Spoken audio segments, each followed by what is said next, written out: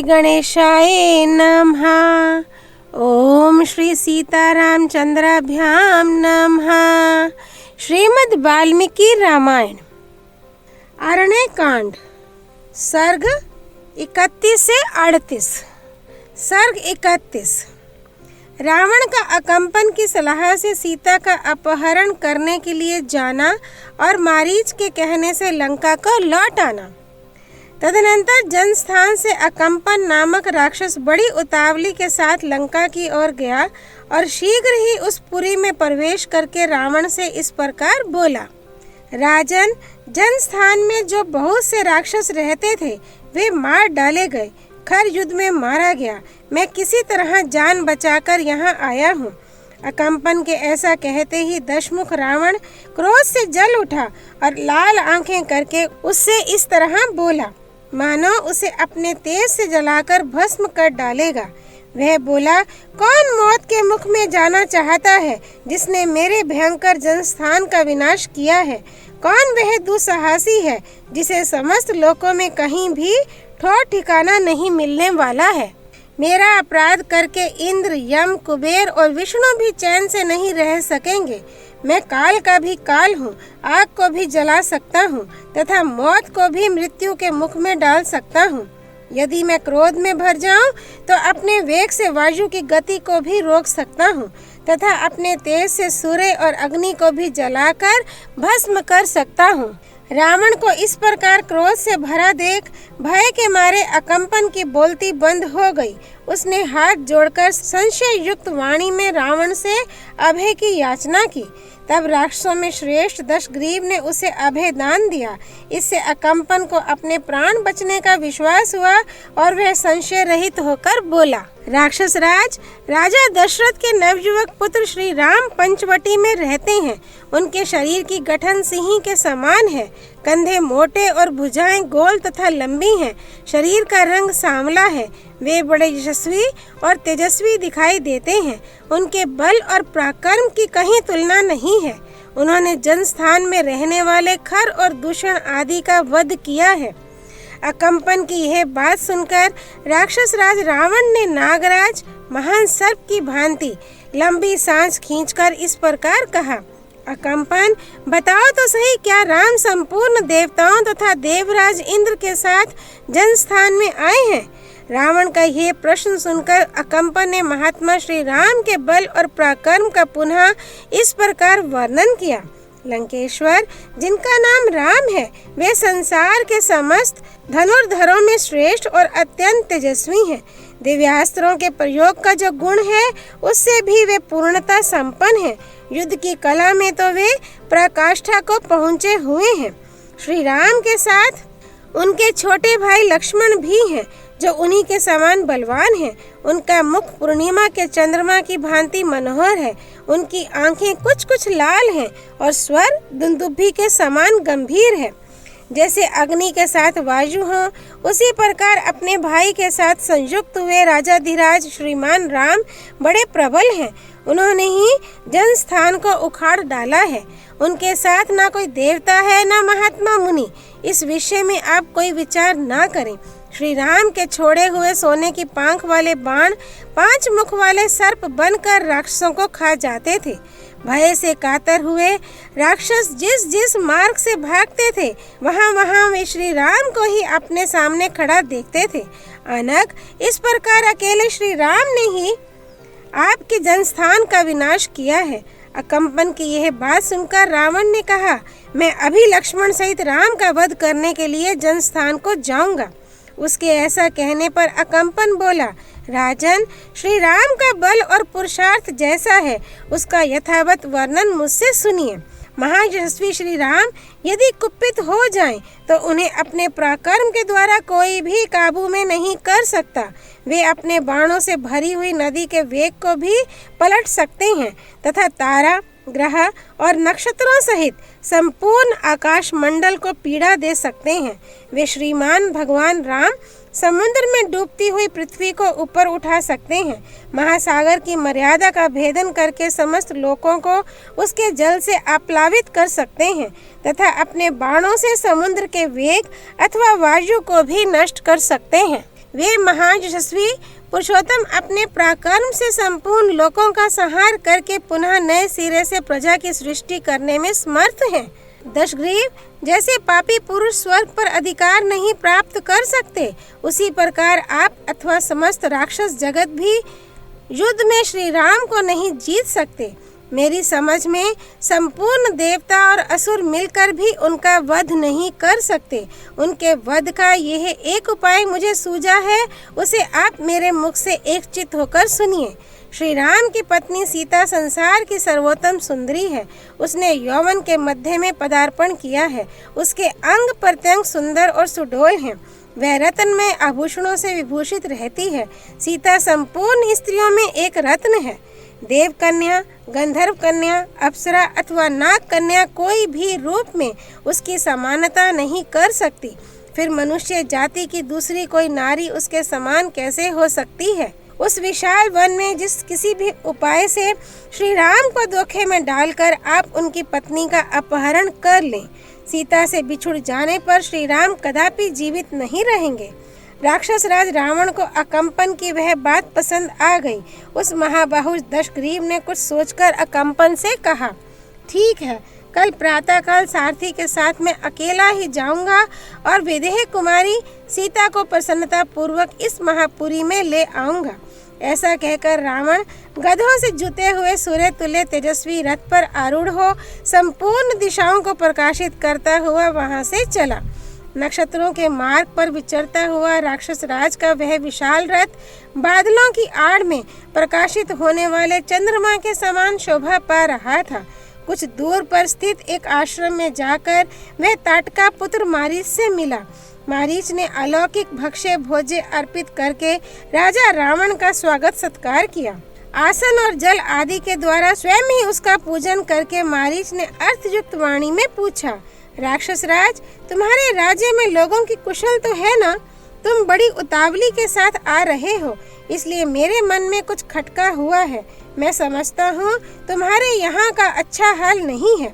मारीच के इस प्रकार पूछने पर बातचीत की कला को जानने वाले महातेजस्वी रावण ने इस प्रकार कहा, तात, अनायास ही महान पराक्रम दिखाने वाले श्री राम ने मेरे राज्य की सीमा के रक्षक खर दूषण आदि को मार डाला है तथा जो जनस्थान अवध्य समझा जाता था वहाँ के सारे राक्षसों को उन्होंने युद्ध में मार गिराया है।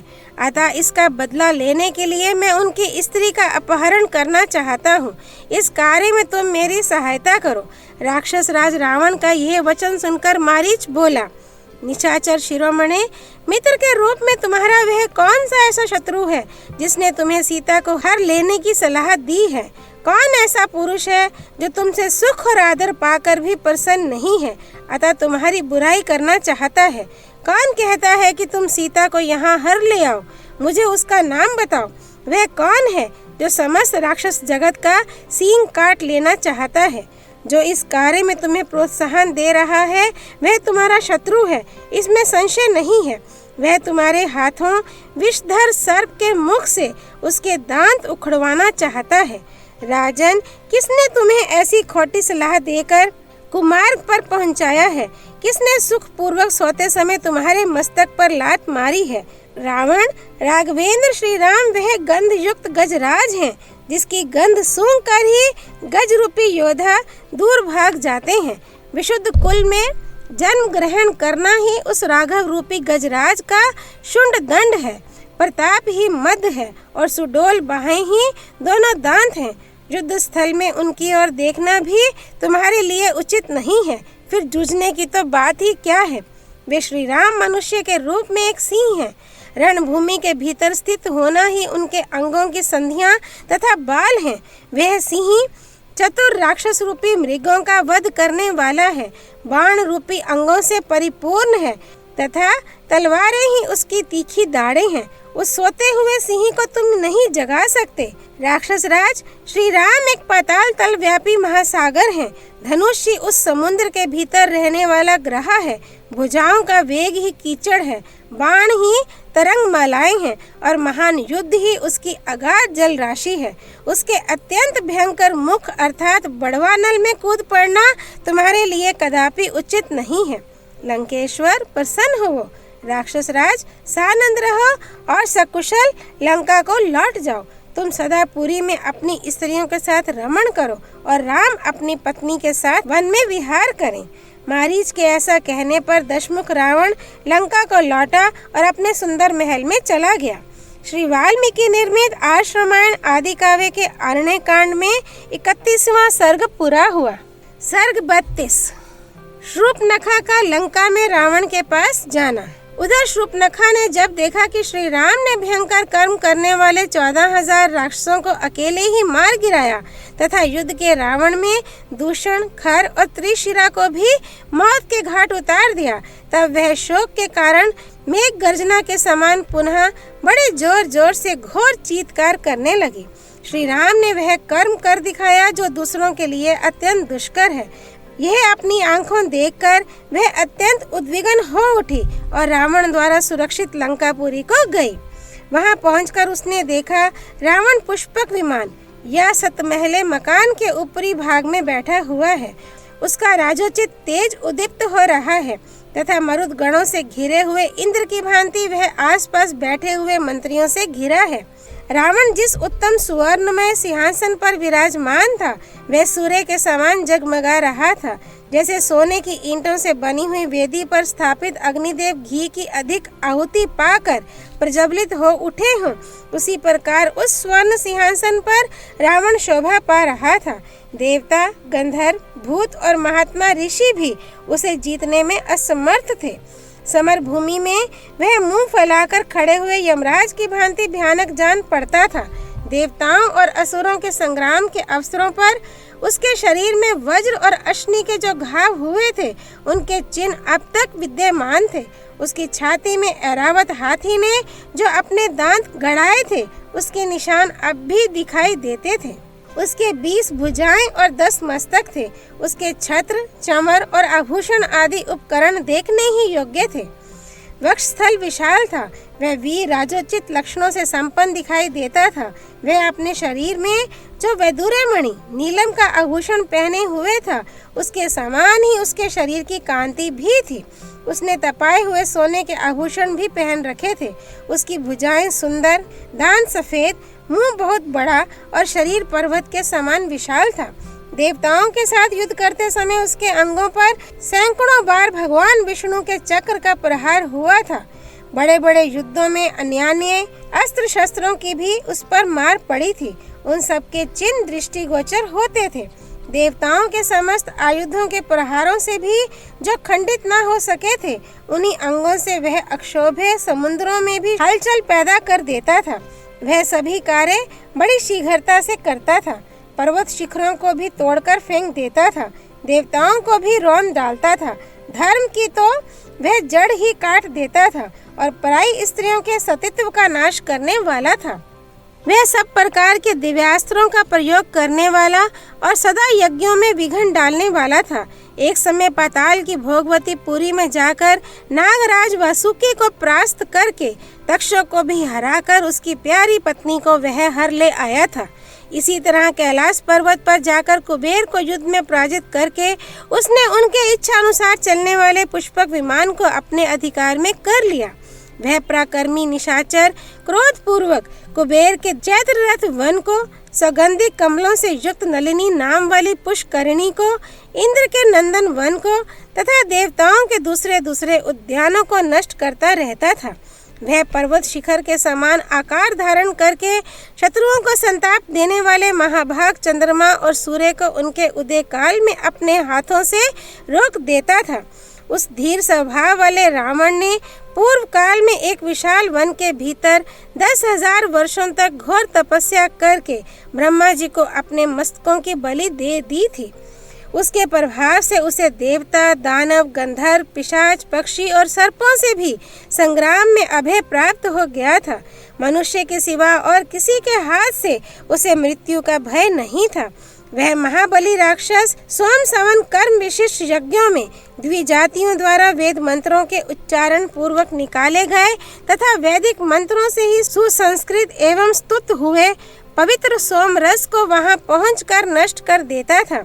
समाप्ति के निकट पहुंचे हुए यज्ञों का विध्वंस करने वाला वह दुष्ट निशाचर ब्राह्मणों की हत्या तथा दूसरे क्रूर कर्म करता था। वह बड़े ही रूखे स्वभाव का और निर्दय था, सदा प्रजाजनों के अहित में ही लगा रहता था। समस्त लोगों को भय देने वाले और संपूर्ण प्राणियों को रुलाने वाले अपने इस महाबली क्रूर भाई को राक्षसी शूर्पणखा ने उस समय देखा। वह दिव्य वस्त्रों और आभूषणों से विभूषित था। दिव्य पुष्पों की मालाएं उसकी शोभा बढ़ा रही थीं।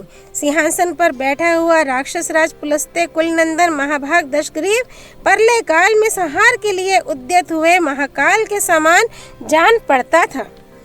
मंत्रियों से घिरे हुए शत्रुहंता भाई रावण के पास जाकर भय से विवल हुई वह राक्षसी कुछ कहने को उद्यत हुई।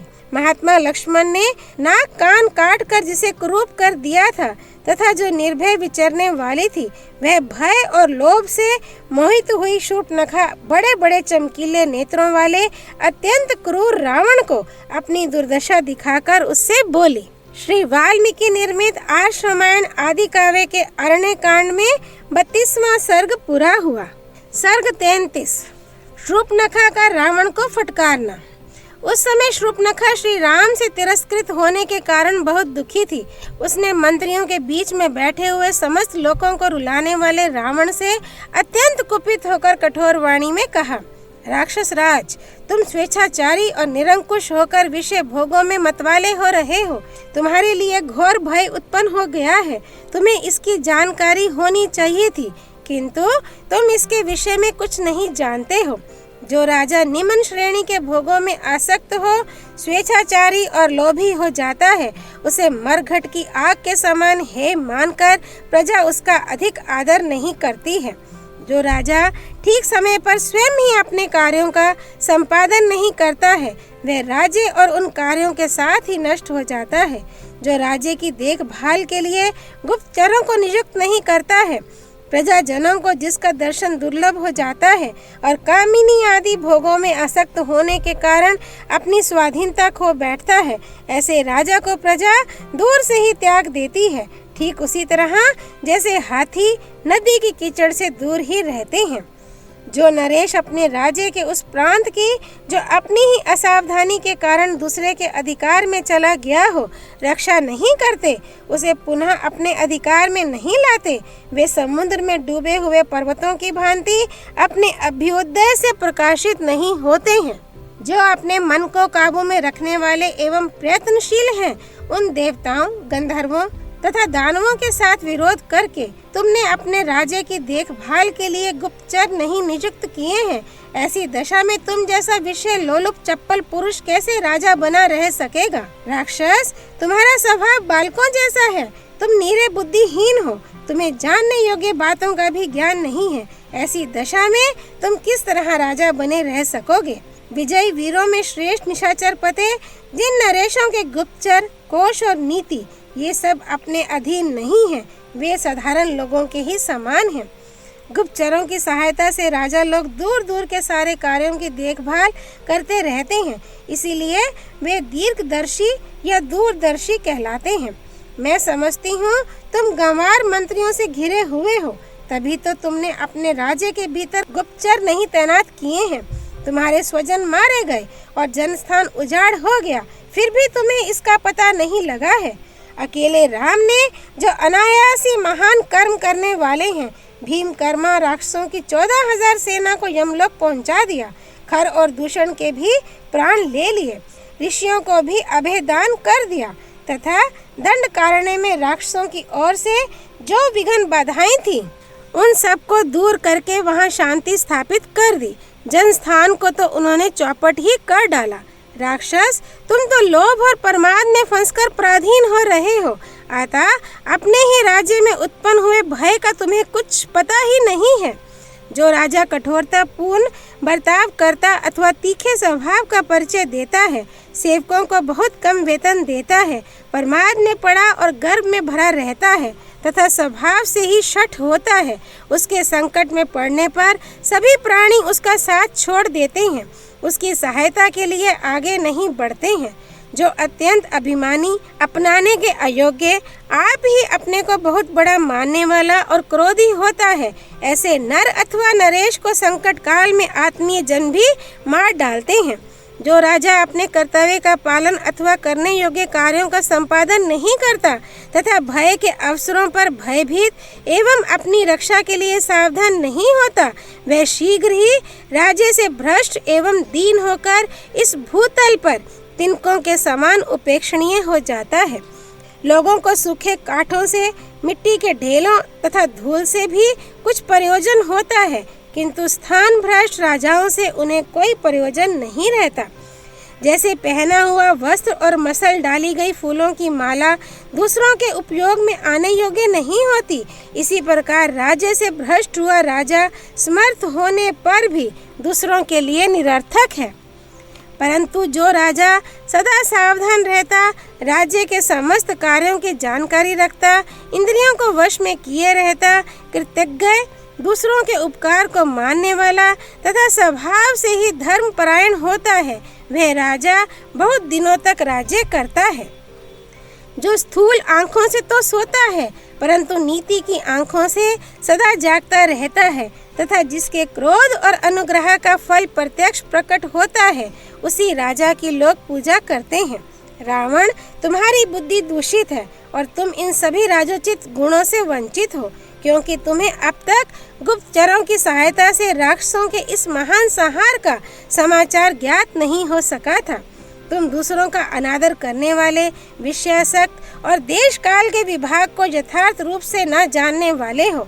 तुमने गुण और दोष के विचार एवं निश्चय में कभी अपनी बुद्धि को नहीं लगाया है, अतः तुम्हारा राज्य शीघ्र ही नष्ट हो जाएगा और तुम स्वयं भी भारी विपत्ति में पड़ जाओगे।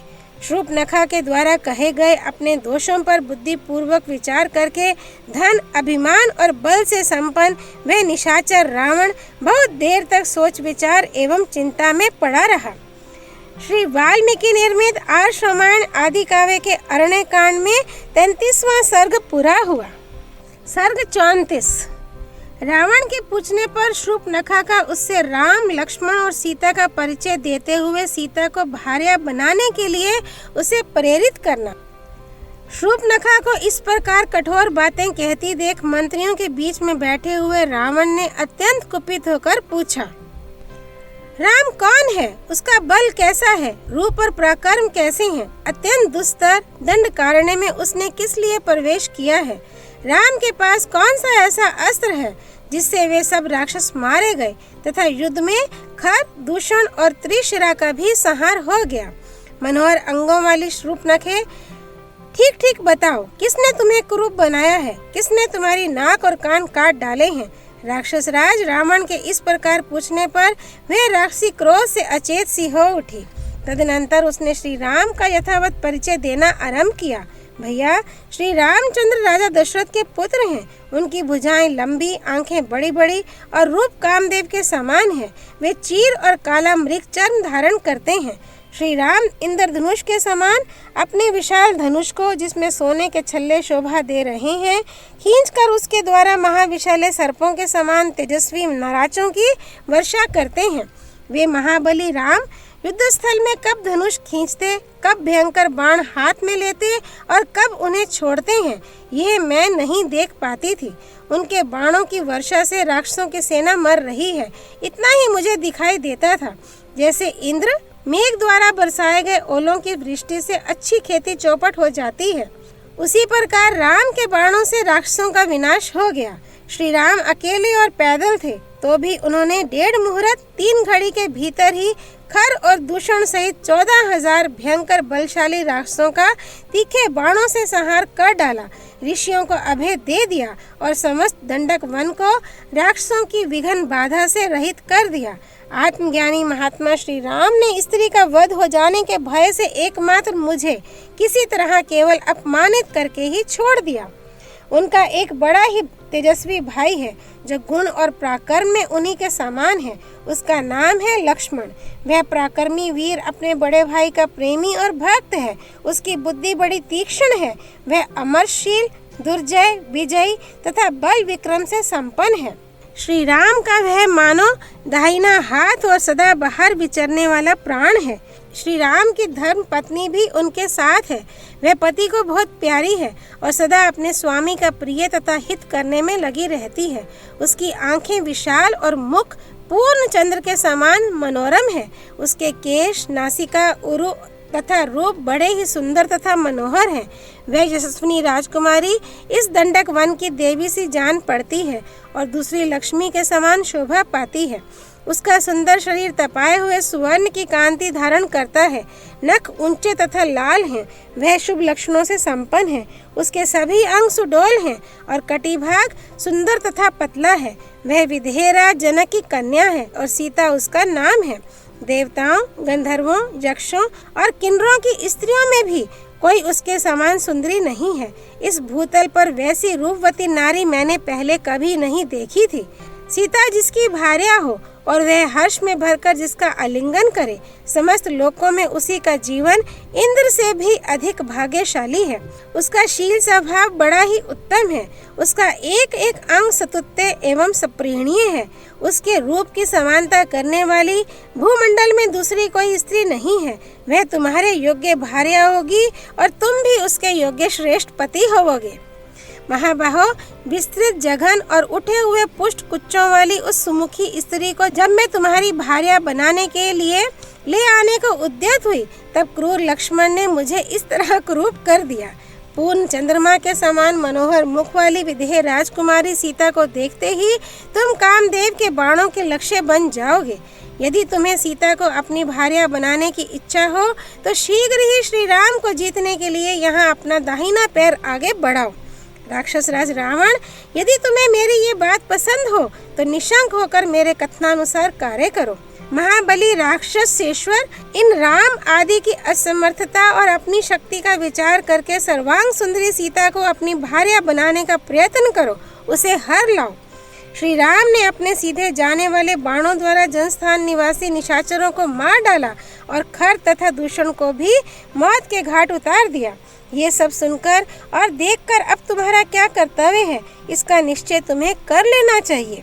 श्री वाल्मीकि निर्मित आर्ष रामायण आदि काव्य के अरण्य कांड में 34वां सर्ग पूरा हुआ।